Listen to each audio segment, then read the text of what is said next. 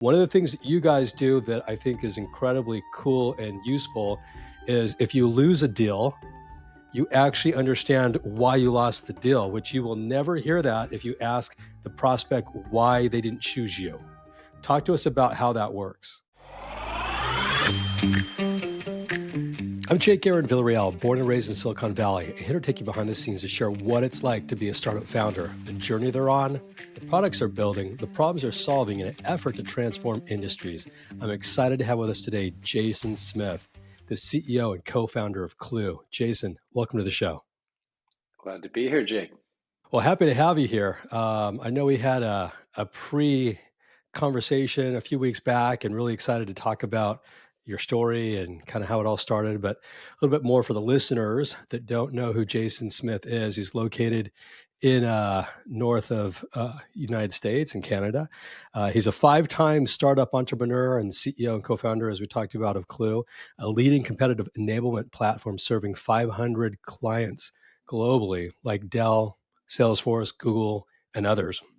Before Clue, he was president of Alita, scaling it to a 500-person market leader, a vice president of AI or Electronic Arts, and he co-founded Columbus Group, a web pioneer acquired by TELUS. He's raised over $100 million in venture capital, earned the Ernst & Young Entrepreneur of the Year, and he advises startups holding distinctions from UBC's Sauder School of Business. Jason, great background. Wow.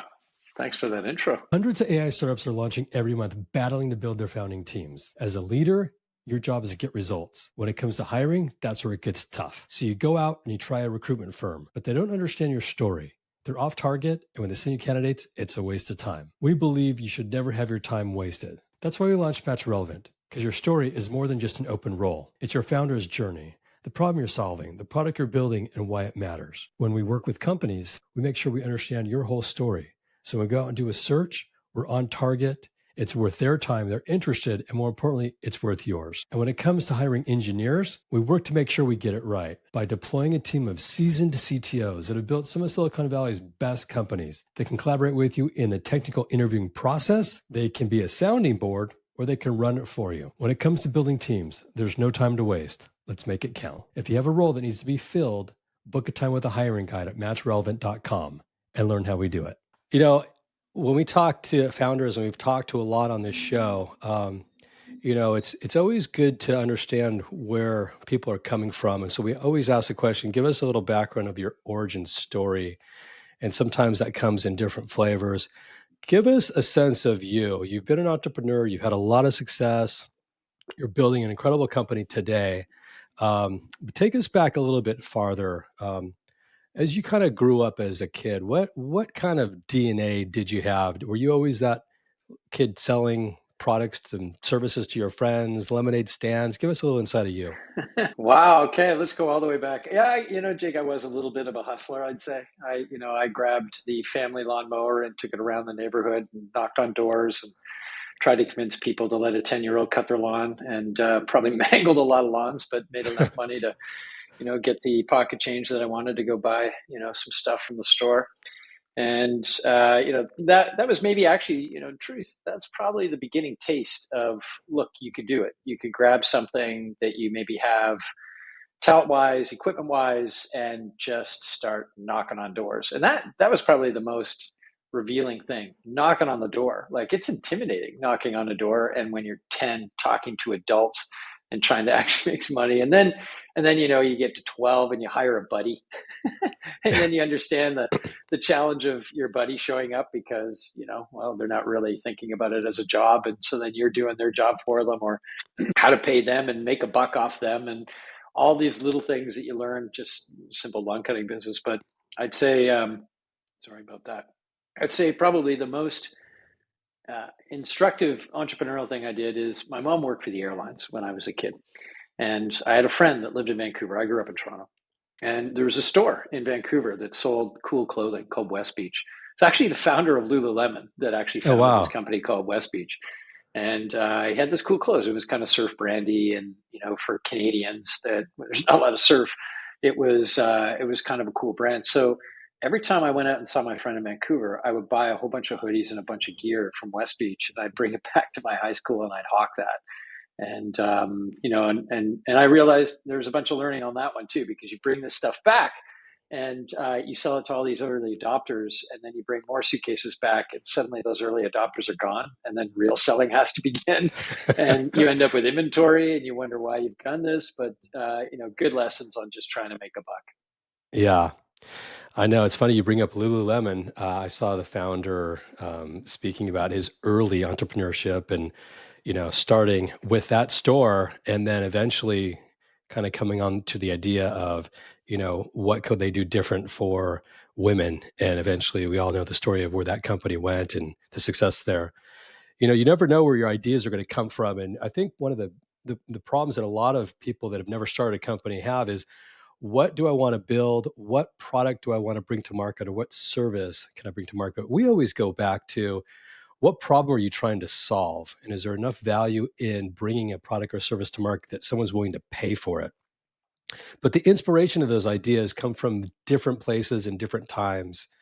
Walk us back a little bit of your company Clue. Where did this idea come from? And kind of give that the insights about, as an inspirational leader, how it came together.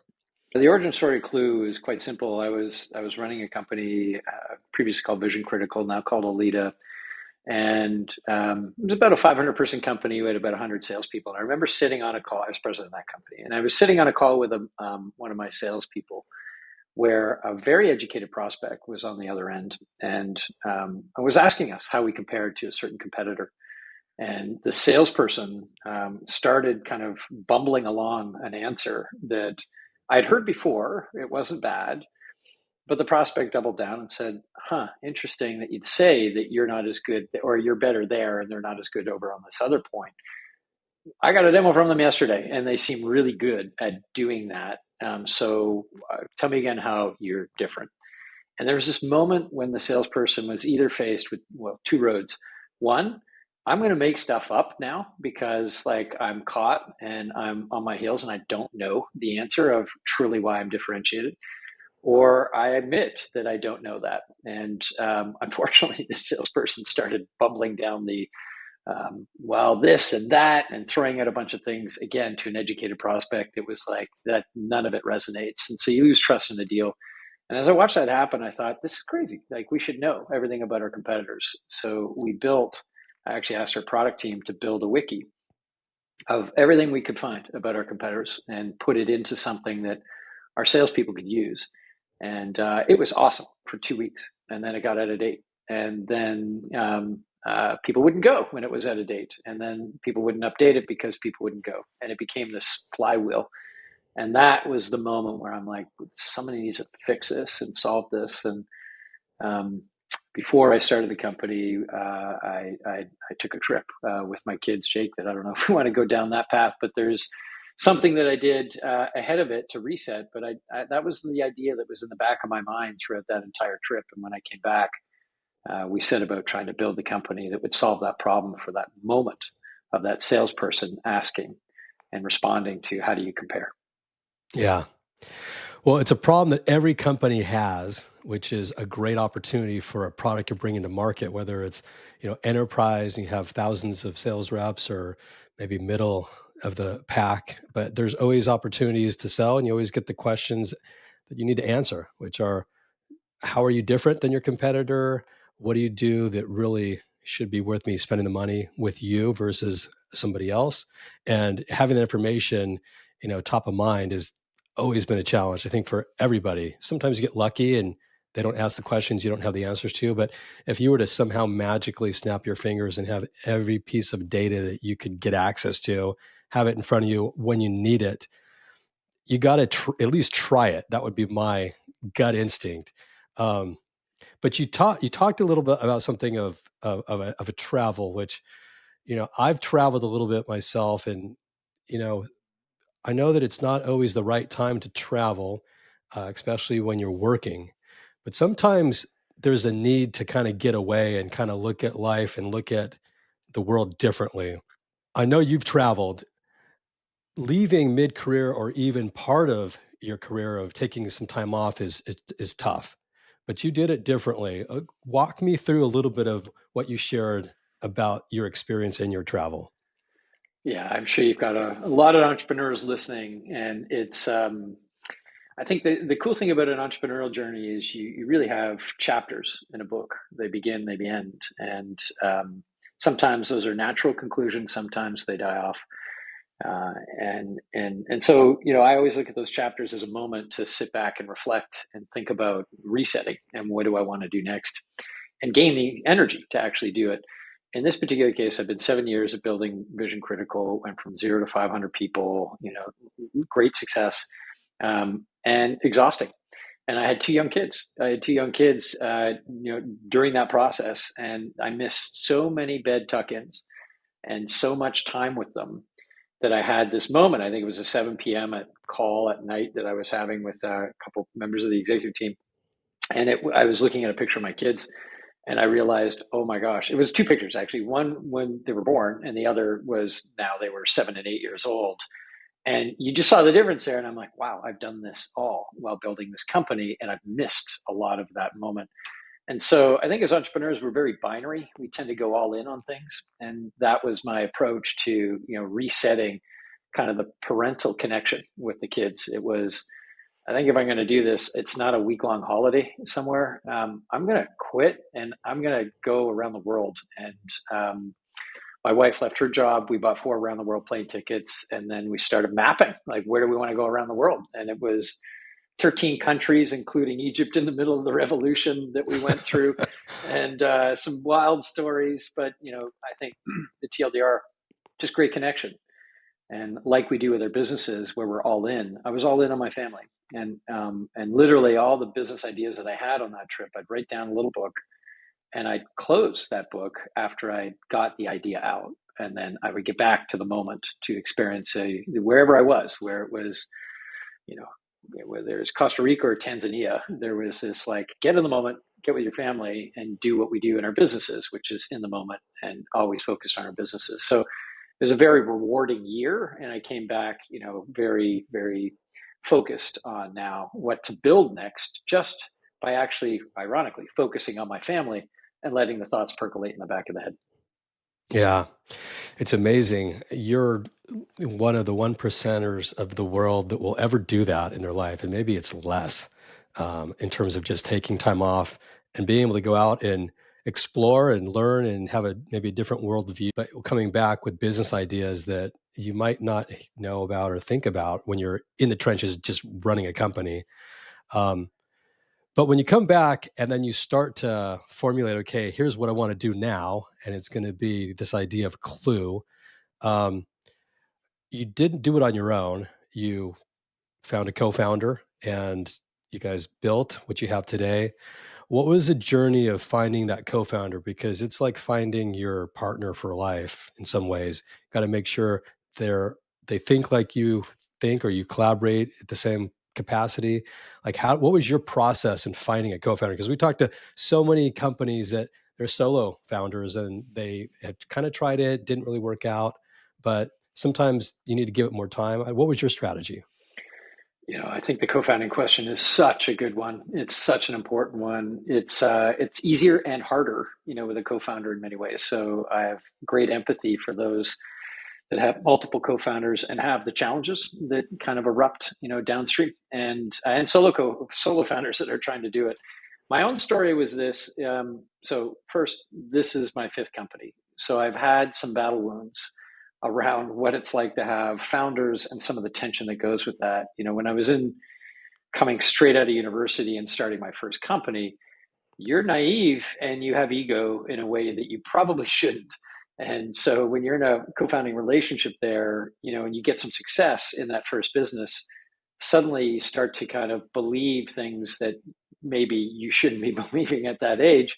And you're just kind of caught up in it all. And then, if you have other co-founders that are also caught up in that, then ego sometimes comes into play. And there can be challenges on, well, who gets to run what? No, this is the direction we're going to take. And that conflict with, this combination of maybe a lack of battle wounds and maturity with this maybe success-driven ego, is a real challenge, a real recipe. And so, my anecdote for that was trying to talk to more advisors. I highly encourage people to talk to folks that are a little more tenured, that have gone through it a couple of times, just to be a sounding board for, some of to reflect on some of their own issues.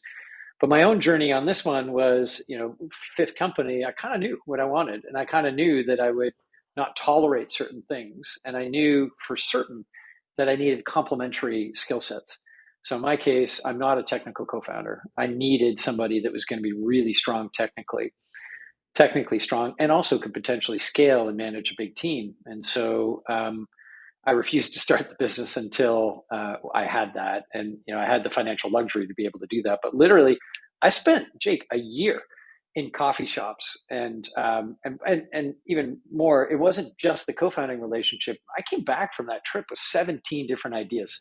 Like 12 of them were really stupid, and I figured that out really quickly. But they seemed smart at the time. You write them down, and then five were really percolating, and I just tried to find as many smart people as I could, pour these ideas out on them, and start every conversation with, I need you to be so damn honest with me. I need you to tell me if my haircut is ugly, my baby is ugly, because I'm going to spend a decade doing this. So I need you to be really honest. And then I would share this idea that I was going to work on. And that kind of gave them the freedom to kind of be a little more harsh, because there's nothing in it for that person to say that's a dumb idea. It's way easier for them to end the coffee going, yeah, it's cool, good luck. And so you have to pull that out of them. So I did that, and at the same time, I was talking to different technical people that I could potentially found the company with, work with some of them, paid some of them to actually start to build a few things, questioned, maybe, is this the right person? And fundamentally, Jake, I would sum it up as, when I found my co-founder, it was about trust. It truly is about, is this somebody that you can trust? I mean, there is the complementary skill sets, but ultimately, is it somebody that you can trust? And there's little things that you will see on that journey of discussion of founding a company that will lean you forward into that trust bank and say, this is somebody that I'm pretty sure I can trust. And the easiest measure of that is, if you flip it around and there's a decision being made, would you have made that same decision? Would you have done that same thing? And if you would, then you can have empathy in how they've approached it, even if it's different than your opinion. But if it isn't, then there's a question there. And I had one scenario where I thought there was a guy that I was going to go into business with, and we had kind of nailed everything on the Friday of, okay, we're going to start this company. It's good. And literally been working with this guy for a long time, months, and we over beer. This is it. We finally figured out the percentage ownership, et cetera, how we're going to work. On Monday, he comes in and tells me he's going to move to another country for months, and but don't worry, we'll still start the company. And I'm like, why didn't you tell me that? Like, and I so badly wanted to start the company, because I've had that idea for so long, that I was like, you're trying to tell yourself that you can just, it's okay. That's not a big deal, right? It's not a big deal that you've been working together for that long and he didn't tell you that, but it is. And so, literally talking to one of my advisor friends, he's like, dude, would you have done that? Like, would you have done that? And there's zero chance I would have done that. I would have had that discussion throughout our founding discussions of, hey, I've got this trip planned. Could we find a way to make it work? Whatever. I would have been open with it. And so when you get those little moments, you really have to look at it and go, 10 years, 10 years of discourse, challenging conversation that I'm probably going to have with this person. So am I going to now be suspect on everything they say, or am I going to lean in and go, I trust that person? And that, to me, is the pivotal point of a founding relationship. Complementary skill sets are obvious, but like that moment of trust, because then you can have real honest conversations, and there's a transparency, candidness, that you can get through some of this stuff, because you're going to have tons of disagreements.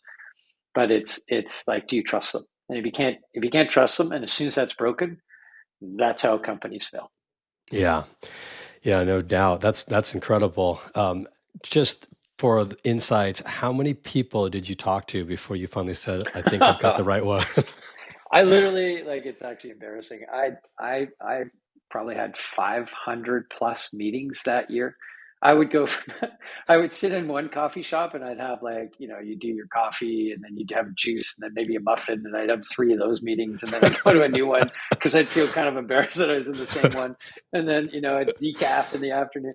And literally I'd try to do three plus meetings a day. And sometimes there were six meetings where I just lined them up and, benefit of the network where I had enough of a network that I could ping people, but you literally end every conversation with, who else should I talk to? Who do you know? And that led to the next, the next, the next, and each follow up. And literally sometimes he's like, oh, yeah, I'm going to meet him later today. Maybe. And like I could have a meeting that they talked about the person either the next day or the same day. And that's just from trying to push it forward.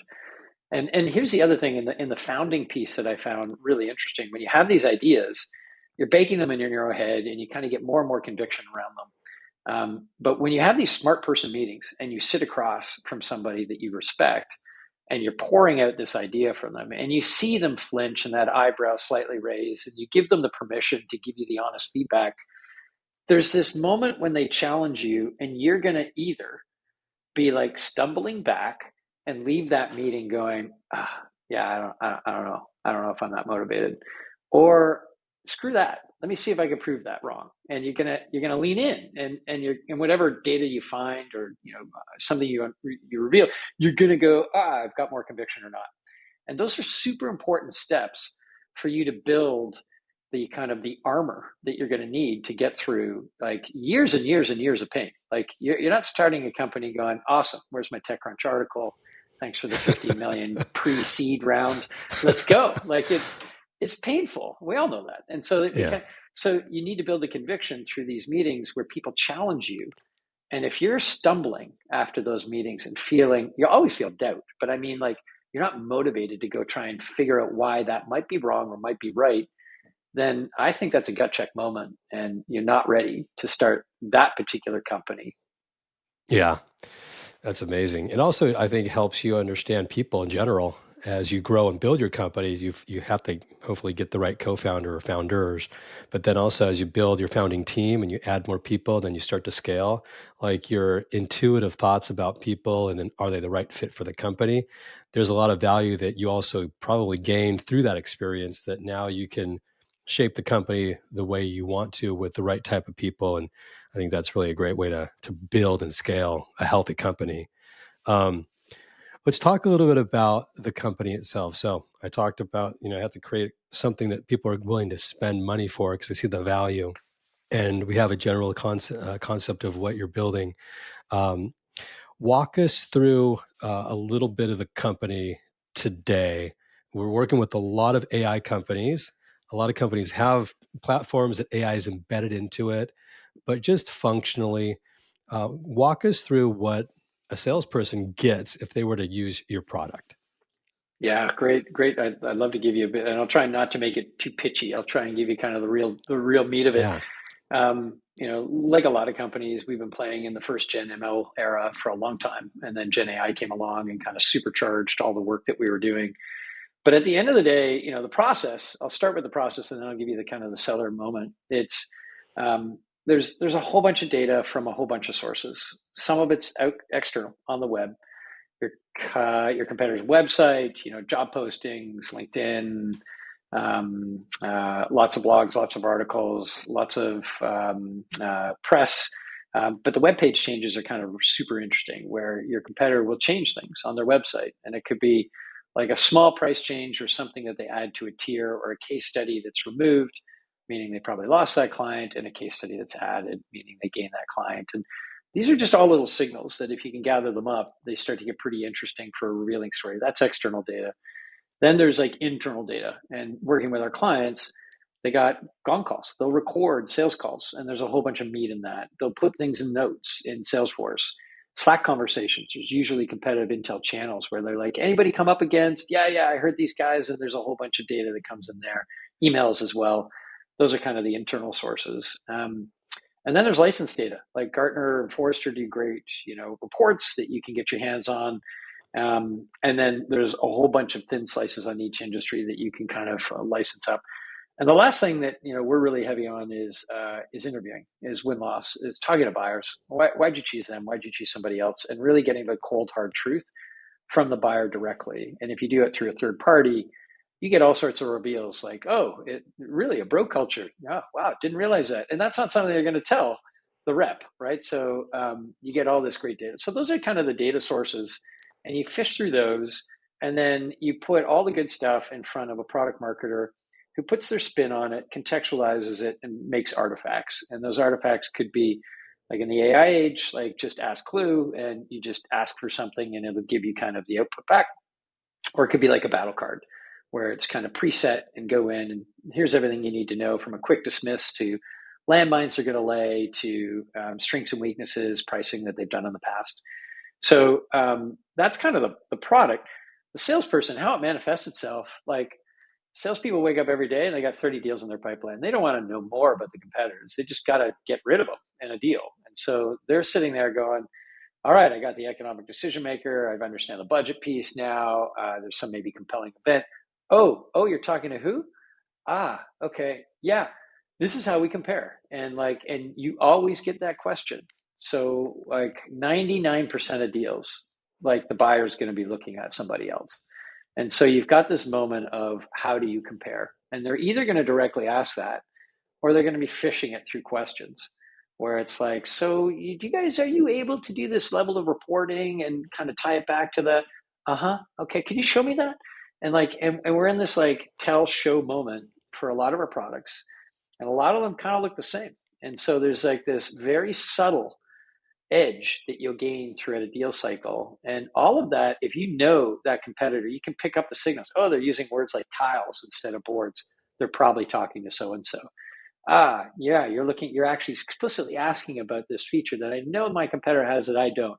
Okay, it's that competitor. And even if you haven't asked them, you can kind of pick up these little cues if you're aware of what these competitors are doing. And so it just starts with like, you got to collect all this data, you got to curate it, you got to put it into something, and then you got to get salespeople to actually use it. And once they start using it and they realize if they know about the competitor in the deal, they'll sniff it and then they'll more appropriately respond. Yeah, and I'm just going to preempt, your next question, because here's how we think about things, and you're shaping the whole prospect around, maybe your orientation, your point of view. This is how you want to think about it. It's about engagement. It's not about fact finding or however you position your product. So, point simple. It's like the question that 2 million salespeople get asked in every deal is, how do you compare? How are you different than? How are you better than? And they'll either name the competitor or they'll do it kind of more subtly than that. And so, Clue, I want to give salespeople the confidence that when they go into those deals, that they can sniff who that prospect's talking to and then outmaneuver them in the deal. Yeah, that's great. We have a service that we provide to lots of startups, lots of companies, which is we help them recruit and scale and grow and find the right people for leadership, for engineering, for different roles in the company. And we get asked a lot of times before we ever work with a company, we'll be talking about who we are and what we do and how we do it and, why companies have used us. And at some point they'll say, how do you really differentiate from everybody else? Like, what is it like that you do that, the 2,000 other recruitment firms in California don't do? And, you have either a good response or answer, or hopefully you've got insights over the years that you can, provide some value proposition that is either unique or is like your competitors, and then you also do these things that maybe they don't do. One of the things that you guys do that I think is incredibly cool and useful is if you lose a deal, you actually understand why you lost the deal, which you will never hear that if you ask the prospect why they didn't choose you. Talk to us about how that works. Oh my gosh, there's so much. And I want to circle back to another point. I'll give you a VC story in it, but I'll answer your question first. We've done a whole bunch of analysis on this. And so, look, a lot of sellers, they don't love Salesforce. They don't love filling a CRM. And one of those fields in there is reason for loss and or even reason for one. And it's better on reason for one. They'll give a whole bunch of reasons why they're awesome and some other things. And if it's a loss, like there's a lot of pretty high level stuff. It's the product, it's the price, And when we go back and interview the buyer, it turns out that well over 60% of the data in the CRM about reasons for loss is like blatantly wrong. And so we make all these go-to-market decisions on, oh, we need to fix this in the product, we need to fix it, or reduce our market pricing because of this competitive threat. And it turns out a lot of that stuff is like on pretty shallow proof points. And so if you go and talk to the buyer and go, let me understand this, like what, you chose them over them for what reasons? Okay, that, let me double tap on that. And a couple Y's in, you start to get on the real reveal. And all of that is recorded. And all of that goes into the, on our platform, and then summarized up into these decision-making themes that not just on that particular deal, but an aggregate over the 100 deals, and you can start to make some real go-to-market calls. And often so competition is one piece of that, but it's often way bigger than that. It's like, I didn't like your pricing model. Well, that's not a really competitive thing. It kind of is, because they like the competitor's pricing model better. But like, they just didn't understand how you price. So is that because of your pricing model, or is that a comms issue on how you're actually explaining it? Your differentiation feels pretty high level. It didn't feel deep enough. And actually, the competitor went into this depth and actually proved the stuff. You just kind of made the claims. Well, again, like, it's competitive. It's kind of more how you're selling. And so these are insights that are just the highest signal ever. Like, we literally bought this company called Double Check and brought this into the fold in 23 in Clue because they were doing it for us. And I as a CEO, I've never leaned in more to these, like, literally video recording clips emphasizing these key reasons that you kind of know, but there's nothing like 5 buyers that in like no uncertain terms are telling you you're missing because of this and this and this and this and this. And so there's no shooting the messenger of my enablement team going like, but it's like, I can't deny this anymore. We've got to fix this. And so I just think of it as cold, hard buyer truth. And yeah, we connect into the CRM so that every time there's a closed won or lost deal, we'll selectively pick folks that we can go and speak with, and we handle all that interviewing and do all the rest of that. So that part is like the highest signal data that you can get to orient your go-to-market machine, for sure. Yeah. You talked about a VC story. Let's go back to Yeah. that. Yeah. I was just going to talk about it in the sense of like my competitive lens. You were sharing your experience of like, you get asked how you different then, and it feels kind of light sometimes. So in my case, there is nothing better than to speak to VCs and turn the tables on them. So basically, my talk track kind of went something like this. I'd be like, "Yeah, we think Clue is really interesting. We're curious about how you're approaching this," and I give them this, and then I'm like, "Oh, can I flip this around? Like, how are you different than so and so?" Well, we have like X, blah blah blah. We've done this, and I'm like, that sounds exactly like what they said. They have operating venture partners. They've got connections. They've got great founders. How are you different again? Well, we've raised a lot of money. Yeah, they have too. And like, literally, I would keep pushing them on this to the point where they would be uncomfortable, and they'd be like, we're not that different, really, at the end of the day. And so there's this moment of reflection, and I'm like, what I just did there is what educated buyers do every day to sellers around the world. Yeah. That is what Clue is trying to fix. And it was such a perfect weave in of our message of like that discomfort that they physically felt of knowing that they're not able to articulate their differentiation well to an educated buyer, and knowing that buyer is looking at other competitors, and in this case VCs, and it made it so real. Like, they would literally pause. It became like them on the back foot, not me on the back foot. And so any entrepreneurs out there looking to raise money, if you can weave that story of yours to a VC that really understands that space and make them viscerally feel it, it becomes much more powerful when you're seeking funding. Yeah. It's interesting you share that, because we had a guest on the show here last, probably 6 months ago, where she was out pitching and pitching and pitching.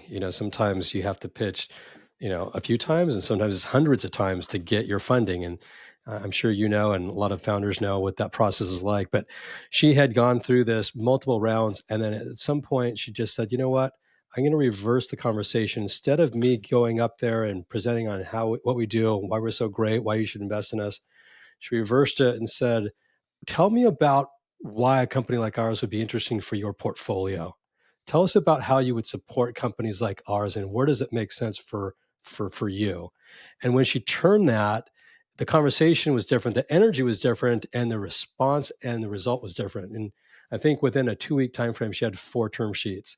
And it was a I love difference it. in just turning around the conversation. And but it's similar to what you're talking about, which is having people experience what it is that you're selling them, which you're providing to them, that like that value of getting pressed in to differentiate and presenting who you are and why you're different, and being able to do it in a way that really builds the trust, but also gets them into a decision point where you feel like it's the right choice. So yeah, Well, and I think you're hitting something else there. The underlying confidence that you have if you're the one doing the questions versus answering. And it's a different framing. And so suddenly there's who's on the back foot, really. And back foot maybe is too strong, but it's confidence. It's just a sense of this is a founder that knows what they're doing and what they want. It's not, there's no whiff of desperation. This is something that I'm going to miss because they're really confident and they're going to move on to the next one. And it does create a yearning. We've all been around those confident people. We all have those. We've seen those. You're these right. confident people that you're like, oh man, I want to be, I want to be more confident like them, right? And there's an attraction to that. And I think if you're connecting that with your business, it's fantastic. I love that story. Kudos for Yeah. that female founder. Yeah. Well, I like your story as well, and there's a lot to happen with where you're at today, and as you head into 2025, as a company, as a growing company, what's the biggest challenge you see in your company or in the market right now? Well, traditionally it's always, it's the default answer is talent. It's always trying to find the right talent that you can bring into your company. And there's this never ending, as your company continues to grow, there's this never ending upgrade cycle. Some people grow with the company and some people you need to bring in that have seen that growth and can help level it up with different ideas. And so I think companies are ever evolving in terms of their cultural fabric of the people, and you need to grow that. Jake, in your world on the talent side, how critical that is. I think what's unique currently, and it's 2 years old unique, is like literally 2 years ago we just saw ChatGPT bust onto the scene, and it changed everything. And I started my first company when the internet came online. I think there was 5 of us online. Like it was pre-Netscape. It was NCSA Mosaic with Andreessen doing that at university with a web browser. And like I remember that explosion of the internet. I remember the explosion of the cloud. I remember explosion of mobile, social. And people have said this before, but like the Gen AI side just completely changes everything. Easiest way to think of it is we've come from this world where you could get a better and better survey tool. You need this to be able to survey, but you still come up with your 30 questions and you go find the people that get the answers and you come up with a report, you get your results and you analyze it. Like in Gen AI, it's like, this is the problem I need to solve. Connect up some agents and give me the answer. I don't even know what the questions are to ask. And I don't know, and that is so fundamentally different of a way of thinking, of generating the answer, not just and the solution. I shouldn't even say answer. It's generating the output, solution, problem solving. Could be code. It could be a product, not just an answer. We're used to an answer because that's how we've all started in it. But it is so fundamentally different that makes, like, I'm in 2025 forecasting and planning right now, and it was really hard last year. It's hard this year. What new thing is coming out? And it feels like every week there's something new and advancing that you're trying to bake in. Like we literally had a conversation with our team. I'm like, well, will salespeople exist in 3 years? I mean, it was a crazy thought. And then Yeah. literally while we were having that discussion, we, had an inbound from a company that was inserting a digital avatar inside of the calls and actually, being kind of that somewhere in between the sales led sale and the product led sale of like a customized demo deck thing. And you're like, it's actually pretty good. It's still early days, but it's pretty good. And so that like I don't need to talk to a salesperson, sign up for Notion and run through to I'm going to buy SAP and I need like a year-long sales cycle with a lot of people. That delta between the two, I think, is going to narrow. And so it suddenly becomes like, so how do you build your business if you're helping sellers? And so these are fundamental questions that I think every SaaS entrepreneur is asking themselves. And the way that we're approaching it is we might be a Series B company. We've raised $80 million. I'm thinking like a seed stage company all over again. It is like you have to rethink. The problem hasn't changed for us and for most companies. People still want to know about their competitors. People still want to outmaneuver them. People still want to know about their buyers. But the solution, the way that we've solved it in the past, is completely changing. And I think the challenge for a lot of companies like ours is we have hundreds and hundreds and hundreds of clients that are doing it a certain way and are, right now still pretty happy doing it that way. And they want, better card editor or a green button. And we're like, we're maybe going to rebuild the entire house out of clay, and it's going to be generating the output and you're going to verify it. And that's like mind boggling. And so you're living in this kind of future state, what if, trying to bring it back to the real world. You've got all these existing clients. I think there's huge tension between this, product market fit scaling of these later stage companies like ours or mid stage companies like a B stage company, and frankly, the startups. And so, both have advantages. If you're starting fresh today, you have an advantage. And I'm starting with a bunch of clients that want to experiment. So I've got a built in advantage as long as I don't let the existing scaffolding get in the way. And so that's what I would say today is like still a monster challenge. It has been for 2 years. It's predicting where this future is going to go and trying to build for that ahead of time. Yeah. Thanks for that honest answer because we talk to so many people and you don't always get it. One of the things that we're starting to see, and it's becoming more real every single day we have new conversations with innovators, is this idea that, yes, I mean, our business is people, right? So, like, you take people out of the loop and our business goes away. Recruiting, there's automation that's been happening for years. And, with AI, there's absolutely going to be a major shift in how people recruit. And you talk about avatars. I mean, we're experimenting right now with avatars where you know I'm not interviewing you. I've got me, my digital twin that I've now created, that's interviewing you, and it's running 24/7. It's not getting tired. The output's incredible.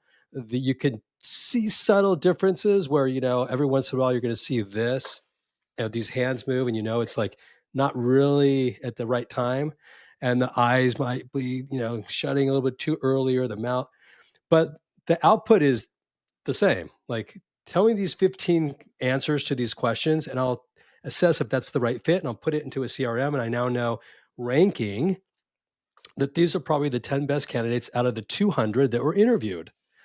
I wake up in the morning and I know now who to talk to and who to present to my clients.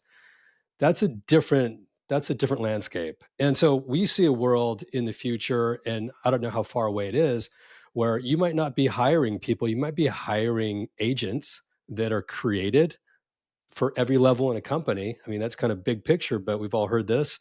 You're going to have your sales reps and your customer support reps and your marketing people and your operations people. And, I'm going to license this team from this company and this team from that company. No one's doing it all yet. And they communicate with each other, and then you have to finesse it a bit. But I mean, maybe that's the new world. I don't know, but there's a lot of acceleration happening now. We're seeing it and hearing it. And it's pretty exciting, a little bit scary too. Oh, and this is it. So, tell me, Jake, what's the world look like in 3 years? And if you're building your business, knowing that there's development cycles, what's it look like next year? Like that avatar that you're talking about, holding up their hands. Well, they went from showing six fingers on a hand to now the hand looking pretty good, and maybe it's just slightly dorky. And so next year, what's it going to look like? It's going to be really smooth. And so, Yeah. and the whole agentic world of like, it's not just going to do one thing well, it's going to connect and do multiple tasks in simultaneously and in sequence, connecting to other agents. Like it's a given that's going to happen. But even back to my salesperson question, like why do we still have real estate agents? Like we haven't needed real estate agents for a long time, but we still have them. So humans are really good at creating friction despite technological potential. And so I think there's still going to be a lot of human involvement on pieces. I think 100%. there's going to be a flip to like, I don't want to deal with an agent anymore. I want to deal with a real human. Is this a real human? A lot of labeling on it. But there's zero question that productivity is going to happen. I was literally talking to my head of marketing yesterday. I'm like, what would the book look like if you wrote it called The Marketing Department of One? Like, we're talking about how many new people you need next year. I'd like you to write the book called The Department of One. And by that, I meant like, how could you have agents do all that work? And again, it's impossible right now, but it is potential. And if you have to get in there and explore it. And I use the analogy of like the iPhone. Remember the early days of the iPhone where we explored like a billion apps and you'd flip through your phone and like you got all these apps that you'd never use, but you downloaded them just to try it. Yeah. I feel like we're in that in AI, and we're all experimenting with these new apps and another app and another app, and some of them fit and some of them don't. But you have to go down those roads to understand what will fit and get more educated to know what you do want when the right one comes along. And so, in our company, we've had AI days where we actually have no meetings and we force everyone to see if they could replicate what they're doing with AI. And it Wow. means just experiment, experiment, experiment. And again, a lot of wasted time. Like there's a lot of stuff that veneer wise, marketing veneer look great, but just aren't there. And it takes a lot of time to get there. But if you're not experimenting with it, like you're not going to know when the right thing comes along, and you're not going to get that advantage. So it's super important to go down the path. It just makes when your core question, it makes figuring this stuff out in the future a real challenge. Yeah, I understand that. Um, companies talk about creating a moat around their company and keeping the defense up so that the competitors can't really capture the market you have, or they you put things in place. Maybe it's just you got to market first and everyone's trying to catch up and that's your moat, or maybe it's a technology patent that helps you stay ahead of the competition. We're seeing what we call a people moat, and trying to create a moat around keeping your people, because there's hundreds, if not billions and multiple billions now, of dollars being put into startups.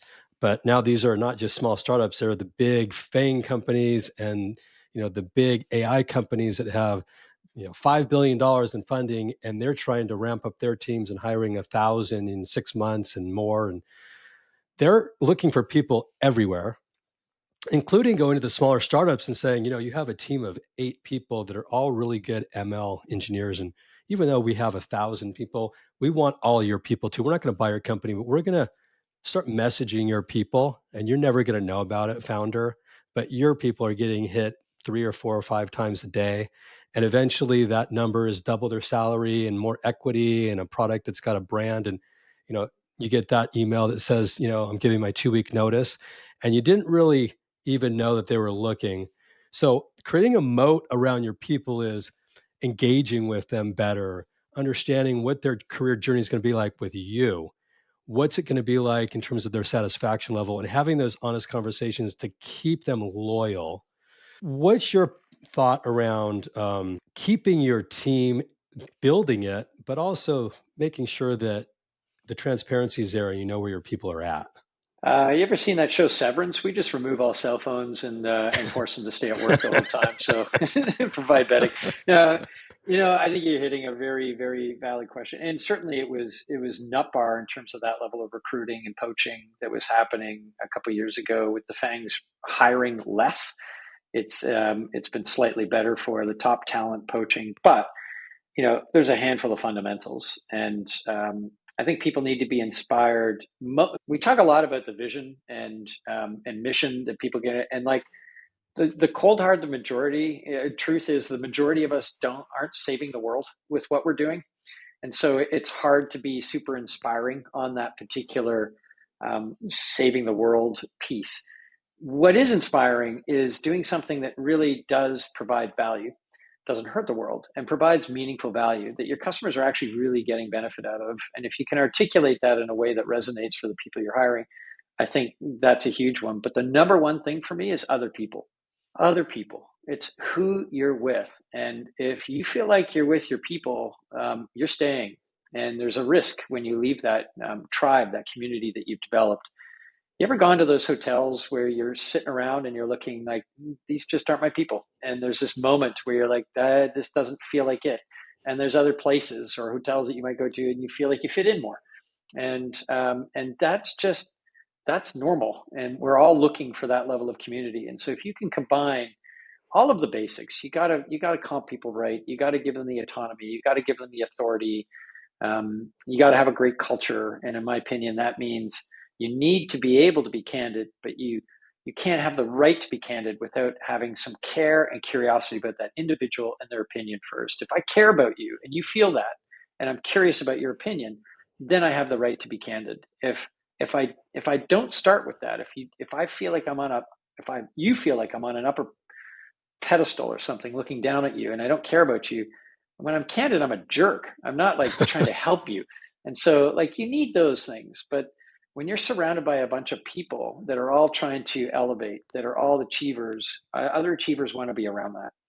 And if you have the right type of conversations that can break down the communication walls, and those happen very, very quickly, misinterpretations.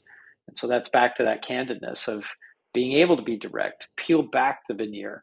It's okay to be vulnerable and talk about faults, and we all have them. And so if you build a culture with that, then I think you have the achievers that are now this mix of vulnerability and psychological safety that are willing to work on some of the things that are problems in a very honest way and actually move forward aggressively on the things that are working. That's the flywheel. Great people with a great candid culture with care and curiosity, I think, is the core of it. And if you can accelerate that with a mission that resonates for those people, it's you've got everything you need. Oh, and Yeah. by the way, you need money too. You need money. You need to be able to build a business with money, and it's very difficult. I found that in the early days. That first million in ARR is so challenging because you're convincing these highly talented people to work for nothing, equity, and they've got to want to buy in. And there are people that come from big companies that say they want that, but really aren't ready for it. And there's others that really are craving it. Get rid of the politics. Let me get in and make a real impact. And when you find that magic mix of those people, not the people that say it, but really do want it, then you've got something, and then you can afford to pay them when you raise the next round, and hopefully it stays ahead. Literally, I just had one of our senior people poached by a company willing to pay astronomical amounts, like well into the seven digits a year, and it's just something that you can't compete with as a startup, and so you have to wish those people well. But some of the environment that they're going into is going to be a lot more cutthroat than the environment that they've left, and so people are willing to trade some level of comp for the right environment. But there's a reality of that delta that just becomes impossible to match. So in this case, it was literally me going, I'm not even going to fight to keep you. That's fantastic. You should take that. It's a great opportunity, super rare. And then we'll find the person that is the right fit for us. That hopefully, maybe it's a good sign. We can find great talent that is there. But man, those are big dollars. We can't afford to pay that, unfortunately. Yeah. God, you really explained that really well. I want to just add something to that. You're talking about culture. There's a book called The Culture Code. I don't know if you've read it. I have. Um, yeah, and just some of that I kind of feel comes out of that, which is, I think the question was asked, how do you build a culture that people want to be a part of? First, it's about creating a safe culture that you could actually be a part of and feel like you can express yourself. And another part of it was, if someone as a leader leads with this very bold, bravado way of communicating, and, I said it how it is, and it is what it is, and take it like a man or a woman. And, that's great, but you leave people feeling like they don't want to talk. So I think the term was candor, but caring candor is the right way to communicate what you should be sharing that will help people, but also in a way that they feel like you're not trying to bully them. And ultimately, you build that relationship of trust and the culture becomes stronger. So, really cool insights from you and really cool story about what you're building. If anybody Jacob, want, yeah, Jacob, before you go on, I just wanted to hit one point. This is not a kumbaya thing. This yeah, is not something that isn't feeling uncomfortable. I want to be clear. Like, these are uncomfortable conversations. Performance is required. It's not a feel good, forgiveness, yeah, everything. But you can have those hard conversations when you genuinely believe that there's more for that person, that you're trying to unlock their potential.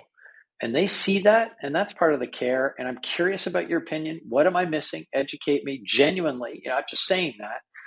Then you can have those hard conversations of, you're better than that. There's more that I think you can give because I see that in you. Do you? Where are we on that? And those are hard conversations. And sometimes when I hear psychological safety and like the safe environment, it can feel too like warm, fuzzy kumbaya.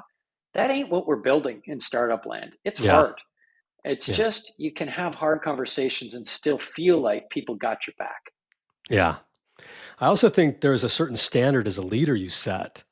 And if you give in to what you're seeing isn't at the standard that you feel is good for the company or for that person, and you don't address it, uh, you start to see a sagging company, and it comes from I think the top. What are your standards of success, and are you keeping your people at a high level? And if they're not, well, why not? Why aren't you able to do the things that we expect you to be doing? And you can have those conversations, but you know, I love the question. Tell me more. Tell me more why that's not working. Tell me more about what you feel should be different, and it just lets people open up, and then hopefully you can get them in a place where they're more motivated, inspired, and you can lead. So, yeah, I think this is going to help a lot of people at the end of the day. Um, if anybody wants to find you, Jason Smith, easy name to remember, or find Clue, where do they go? So, clue.com is the URL. Fun story about getting that URL, but we'll leave that for another episode, Jake. Clue.com, clues with a K. And, there's lots of free resources there if you just wanted to get started in the compete world. In terms of me personally, I'm on LinkedIn slash One More Smith. So linkedin.com/in/One More Smith, I think it is. I read a lot about things that I've learned, things that I've shared, try and be relatively open about those things. So give me a follow, connect with me on LinkedIn is probably the best way. Jason Smith at Clue you could search for on LinkedIn, or it's /One More Smith, OneMoreSmith. And if you want to learn more about what it's like to take a year off and travel around the world, you've got a great YouTube video that captures exactly what you did in 10 minutes. So I watched it. I was inspired to do it again. I now have a 7 and an 8-year-old. I've been working for a long time. I've done a little bit of travel. I might be the next one on that venture to take I love it. you up on that. So until then, I want to thank you so much for your time of coming here and sharing your story. And for the listeners for listening, it means a lot to me you spend it with us today. I'm your host, Jake Aaron Villarreal, signing off for now, but can't wait to catch up with you all on the next episode. Until then, Jason, the world, take care. If you like what we're doing, don't forget to subscribe. Leave a review on Apple Podcasts or wherever you listen. Follow us on YouTube, where we go behind the scenes to learn what it takes to be a startup founder.